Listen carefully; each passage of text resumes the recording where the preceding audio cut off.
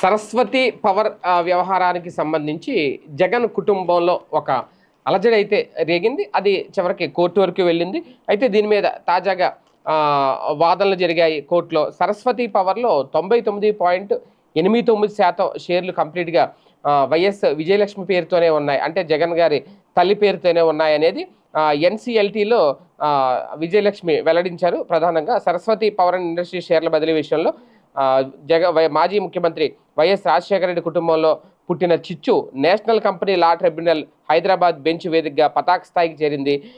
జగన్ తనకు చెల్లిపై మాత్రమే ప్రేమ తగ్గిందని చెప్తున్నారని, తల్లిపై తగ్గిందని చెప్పడం లేదు అంటూ మాజీ సీఎం జగన్ తల్లి వైఎస్ విజయలక్ష్మి పేర్కొన్నారు. ఈ కంపెనీ 100% తనదేనని స్పష్టం చేశారు.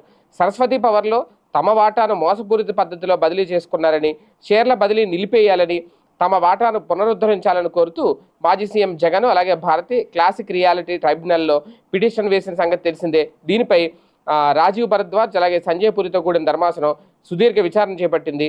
సరస్వతి పవర్ మా తండ్రి సంపాదించిన ఆస్తి కాదు, ఆయన సంపాదించిన ఆస్తిలో వాటాలు ఎప్పుడూ ఇచ్చేశాను.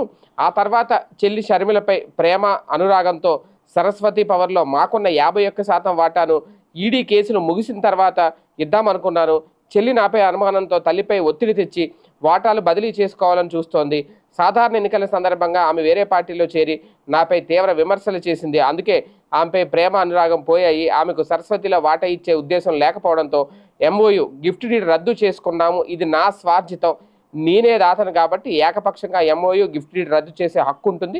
జూలై 6వ తేదీ ఇండెమ్నిటీతో జూలై 2న బోర్డు నిర్ణయం తీసుకున్నట్టు తప్పుడు పత్రాలు సృష్టించి తల్లి చెల్లి మోసం చేసి తన వాటా బదిలీ చేసుకున్నారంటూ జగన్మోహన్ రెడ్డి గారు చెప్పుకొచ్చారట.